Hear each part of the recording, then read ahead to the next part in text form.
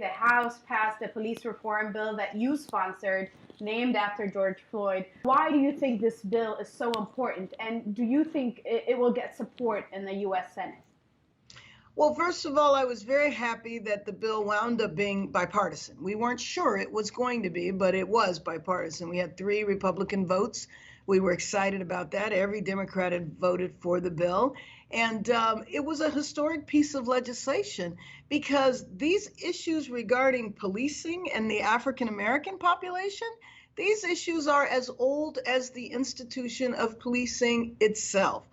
Policing in the United States began with the enslavement period of the first police officers. Their job was to go find people who they thought had escaped enslavement. And so the idea that it took hundreds of years for the U.S. to come to a reckoning over this issue, I thought in 92 it was going to be resolved because the beating was on videotape. Then cell phone cameras were invented years ago, and there has been murder after murder, beating after beating on camera. But I think that George Floyd's murder was just a bridge too far. And as you know, the protests over the police brutality here in the U.S. and racial injustice in the U.S. have inspired protests around the world, including in Africa. So for our African audience and viewers, what can they take from this movement, particularly in parts of the continent where police brutality and even extrajudicial killings are commonplace? Well, I think that they can take how important it is to have mass movements because we moved within 30 days to do this piece of legislation. Literally, it was 30 days after the murder of George Floyd. And our legislative body can take 30 years. We can take 30 years or 30 days. But because of the social pressure, we had to move quickly, and that's why we were able to get it done last night.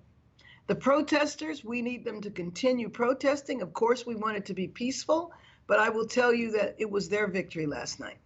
Just quickly to reference 1992 beating, is it Rodney? 1992 was Rodney King. And when the videotape surfaced in 1991, most people felt, well, that was just, everybody saw what happened. He was lucky he wasn't killed. And so I think that we thought the problem was solved then because we had been saying for years what the police were doing and people didn't believe us. And there was no denying George Floyd. Is there anything you think that the U.S. can learn from places like South Africa with apartheid in the past? Right. I do. And I mean, you know, actually the interesting thing is that when the apartheid regime was being set up, they flew over here to the United States and studied Jim Crow. And so they mirrored their system after what we had here. So there is that connection between South Africa and the United States.